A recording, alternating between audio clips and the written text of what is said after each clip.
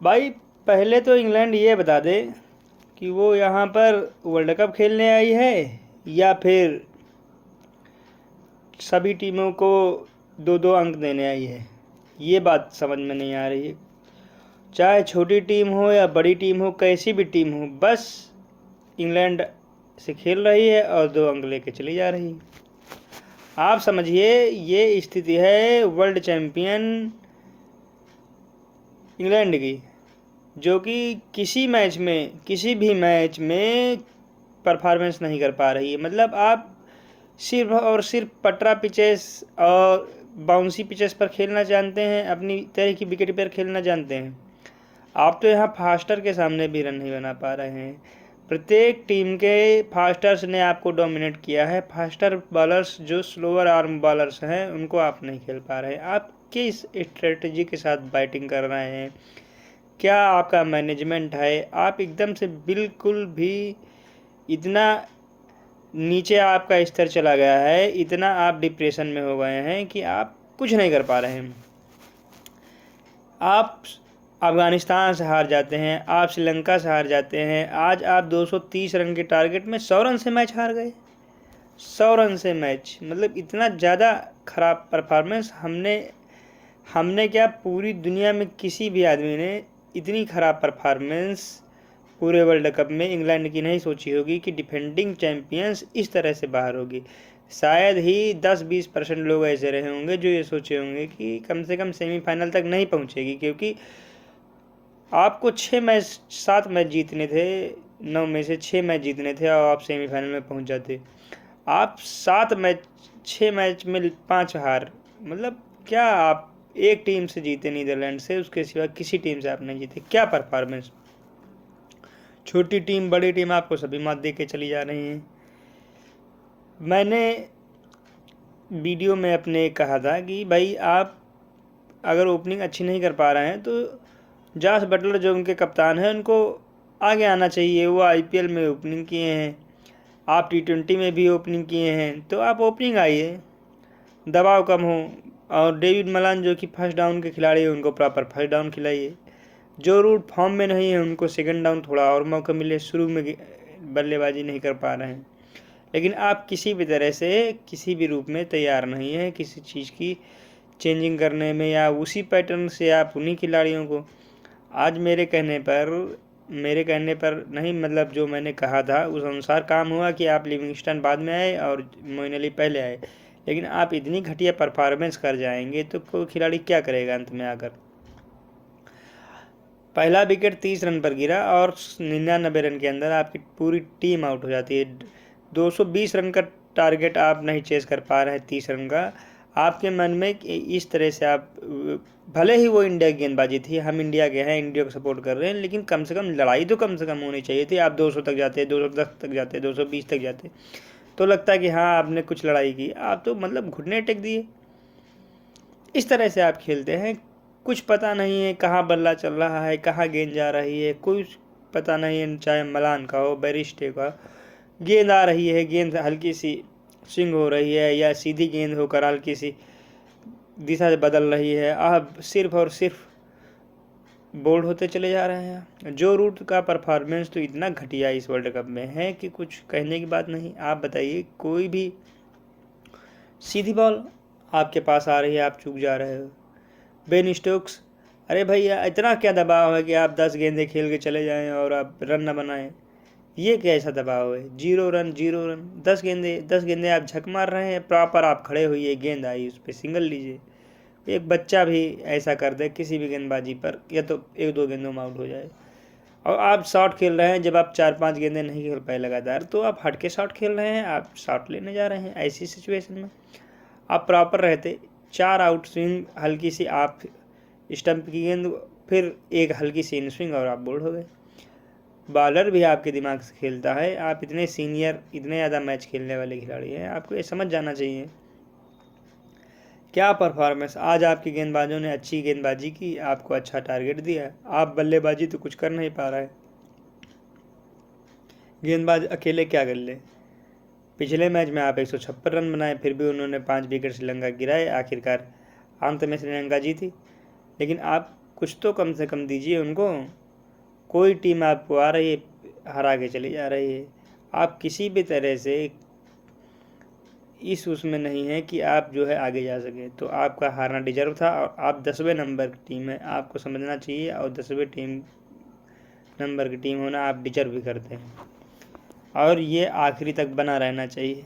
आखिरी 3 मैच अगर आप जीत भी गए तो आप सिर्फ और सिर्फ अच्छी टीमों का समीकरण बिगाड़ेंगे, और कुछ इसमें होने वाला नहीं।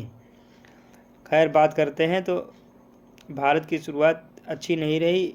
आप समझिए, हम तुलना करते हैं, तुलनात्मक अध्ययन करते हैं, हम कहते हैं कि गिल इज़ द बेस्ट, वो सारे रिकॉर्ड तोड़ेगा। हम सचिन कोहली की तुलना करते हैं हर चीज़। चलिए, सचिन कोहली का तो जायज़ है, लेकिन आप गिल को, जहाँ पटरा विकेट नहीं होता है वहाँ पर ये आउट हो जाते हैं। हल्की सी गेंद इन स्विंग, नॉर्मल सी गेंद, अगर आप सोचिए पहले समय का होता जिसमें हर बॉल स्विंग होती, या डेल स्टेन अपने प्राइम पर जैसे साउथ अफ्रीका में या कहीं पर बॉल कराते होते, इस 140-50 की स्पीड से गेंद स्विंग होती, ब्रेटली की गेंद, तब इनका क्या होता। क्रिस वोक्स ऐसे 125-30 की स्पीड वाले गेंदबाज, 35 की स्पीड वाले गेंदबाज को इस तरह से आउट हो जा रहे हैं। मतलब हल्की सी स्विंग आप नहीं खेल पा रहे हैं, पटरा विकेट पर आप अपने बल्ले चलाते हैं। इस वर्ल्ड कप में आपकी परफॉर्मेंस चारों मैचों में बिल्कुल भी नहीं रही। एक मैच में आपने 50 रन बनाए, तो आप समझिए कि हम बिल्कुल इस जनरेशन को हम ये कह सकते हैं कि हल्की सी भी गेंद ये नहीं खेल सकते। आप कहेंगे ये तो वही बात हुई कि मुशफिकुर रहीम 37 के एवरेज से रन बना रहे हैं, साकिब अल हसन 38 के एवरेज से रन बना रहे हैं, तो आप इनकी तुलना इंजमाम उल हक से कर दें कि इंजमाम उल हक से अच्छे बल्लेबाज हैं। स्टीवन फ्लेमिंग 32 के एवरेज से, तो उससे अच्छे बल्लेबाज साकिब अल हसन और मुशफिकुर रहीम हो गए। ऐसा नहीं होता है। ब्रायन लारा पूरे करियर में 40 की एवरेज से रन बनाए, तो आप ये कह दें कि यार ब्रायन लारा से अच्छे बल्लेबाज हो गए जो 40 की एवरेज से, 42 की एवरेज से मिलर खेल रहे हैं, बटलर खेल रहे हैं, ये सब। तो ऐसा नहीं होता। आप समझिए कि आज की जनरेशन में बहुत बड़ा गैप है। पिछले की जनरेशन में लारा, इंजमाम, सचिन, सईद अनवर, ये सब खिलाड़ी थे कि आप स्विंग कराते रहिए, आपकी स्विंग खेलते रहेंगे, आप उनको कोई फ़र्क नहीं पड़ता। आप स्विंग करा रहे हैं, स्विंग करा रहे हैं, कभी हाँ उस गेंदबाजी से ज़रूर फ़र्क पड़ता है जो पहली ही गेंद, मतलब बीच बीच में कभी कभी स्विंग हो जाए एक बार की, तो क्योंकि स्विंग हो ही नहीं रही, एक बार की गेंद आ गई तो उससे फ़र्क पड़ सकता था। लेकिन ऐसे नहीं, गेंद पता भी चल रही है और आउट हो जाए, आप किसी का कोई मैनेजमेंट नहीं। फिर कोहली, जब आप 9 गेंदों पे, 8 गेंदों पे आप रन नहीं बना पा रहे हैं, तो आप सिंगल नहीं निकाले, तो आपको छक्का मारने क्या पड़ी थी कि आप कवर के ऊपर से चौका या छक्का मार दे, आप सिंगल लेते। आप इस तरह से आउट हो गए, आपकी कोई मतलब नहीं। श्रेयस अय्यर, आप शॉर्ट बॉल पे छक्का मारने का प्रयास करिए। आप कंधे से नीची गेंद है, सीने से भी नीची गेंद है, आप उसको पुल करने जा रहे हैं, तो मतलब इस तरह की बल्लेबाजी कहीं जायज़ नहीं है। खैर, किस्मत ऐसी थी कि आपने 229 रन आखिरी में बुमराह और उनके कुलदीप यादव की बल्लेबाजी छोटे रन की वजह से और सूर्य कुमार यादव के 49 रनों की बदौलत आप 229 तक पहुँचे। और आप शुक्रिया अदा करिए आपके बॉलर्स का जिन्होंने इस टारगेट को डिफेंड किया और बहुत ही लंबे अंतर से 100 रन के मार्जिन से 229 रन पे आपको जीत दिलाई। इस समय भारत की गेंदबाजी टॉप क्लास वर्ल्ड में नंबर 1 है। जिन पिचों पर लोग रन नहीं, विकेट नहीं पा रहे हैं, उन पिचों पर आप जो है विकेट की झड़ी लगा दे रहे हैं। शमी के आने से गेंदबाजी बहुत ही मजबूत हो गई है। तो ये सबसे अच्छी चीज़ जो हुई है इस वर्ल्ड कप के लिहाज से, ये बहुत अच्छा हुआ कि 3 फास्ट बॉलर और 2 प्रॉपर स्पिनर, इनके सिवा किसी की ज़रूरत भी नहीं पड़ रही है आपको। तो हार्दिक पांड्या की कमी भी नहीं खल रही है। दूसरी तरफ आपको पता होना चाहिए कि रोहित शर्मा इस वर्ल्ड कप में जिस फॉर्म में है, लग रहा है कि वो एक अलग ही लेवल पे बल्लेबाजी कर रहे हैं। मुश्किल विकेट हो या कैसी विकेट हो, शुरुआत में आक्रामक अंदाज, लेकिन विकेट गिरने के बाद धैर्यवान पारी और 87 रन की पारी। शतक से हालांकि वो चूक गए, लेकिन उनका 100वां टेस्ट था और 100 रन से उन्होंने टीम को जीत दिलाई। 100वां मैच में कप्तानी कर रहे थे, ये सबसे अच्छी चीज़ हुई। दूसरी तरफ उनकी परफॉर्मेंस दिन ब दिन निखरती चली जा रही है। हालांकि पिछले 1 साल पहले तक उनकी परफॉर्मेंस में लगातार डिप्स देखी गई थी, लेकिन बड़े मौके पर ये सामने आए हैं, जैसे वर्ल्ड कप 2019 में। लेकिन मेरी अभी भी ख्वाहिश ये है मैं पहले से कहता हूँ कि कम से कम आप मेन मैच में जैसे सेमीफाइनल में और फाइनल में रन बनाएं, जो कि रोहित शर्मा द्वारा किसी भी सेमीफाइनल या फाइनल में रन नहीं बनाया गया। हालांकि 2007 के साउथ अफ्रीका के खिलाफ खेली गई पारी और उसके बाद फिर इन यहाँ पर फाइनल में भी कुछ रन जो उन्होंने लगभग 30 के करीब रन बनाए थे, वो बहुत ही अच्छा था। तो लेकिन उसके सिवा इनके पास फाइनल या सेमीफाइनल में कोई बड़ी पारी नहीं थी, तो ये अच्छा हुआ।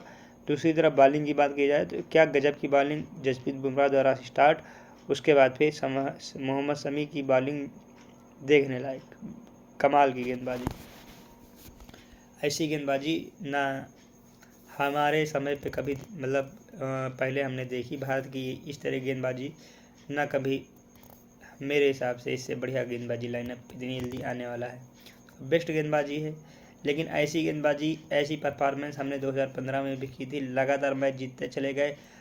और मैं स्टेट आपको बता दूं जो आदमी बताता नहीं है, वो यह है कि 2015 के 6 मैचेस में भारत इकलौती ऐसी टीम थी जिन्होंने 60 विकेट लिए थे। चाहे बैटिंग फर्स्ट हो चाहे बैटिंग सेकंड हो, इन्होंने दूसरी टीम के 10 के 10 बल्लेबाजों को आउट कर दिया था। लेकिन सेमीफाइनल में वो ऑस्ट्रेलिया से हार गए और उनके रन भी नहीं बना पाए। 230 के करीब का टारगेट था। शुरुआत अच्छी थी, 75 रन के करीब इनका पहला विकेट गिरा। उसके बाद फिर कोहली ने उस मैच में भी 13 गेंदों में 1 रन बनाए और दबाव में डालकर चले गए। रोहित शर्मा लगातार स्ट्रगल करते रहे और उसके बाद फिर ये भी ज़्यादा देर टिक नहीं पाए और आउट हो गए थे। फिर आखिरी में इंडिया हार गई थी।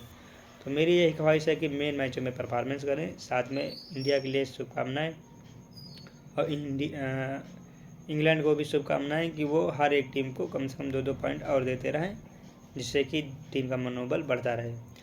उनकी तरफ से वोक्स ने आज अच्छी गेंदबाजी की, विली ने अच्छी गेंदबाजी की, अच्छी लाइन पर डाला, इंडिया के बल्लेबाजों को भी परेशान किया। लेकिन इस तरह से हम एक्सपेक्ट नहीं कर रहे थे कि इंग्लैंड की परफॉर्मेंस होगी। खासकर जॉनी बेयरस्टो जैसा खिलाड़ी जो IPL में खेला है, इंडियन पिचेस पर खेला है, इतना अनुभव है, बटलर जैसा खिलाड़ी, मोइन अली जैसा खिलाड़ी, ये सब खिलाड़ी कुछ नहीं कर पा रहे हैं। जो रूट ना खेलें और हैरी ब्रूक ना खेलें, लिविंगस्टन खेले हैं वो ना खेल पाए। ठीक है, आप बेन स्टोक्स आए, उनका कोई जिम्मेदारी ही नहीं है, कोई अपने कंधे पर जिम्मेदारी लेना भी नहीं चाहते। तो ये सब कमियां इंग्लैंड को इतनी चुभ रही होंगी।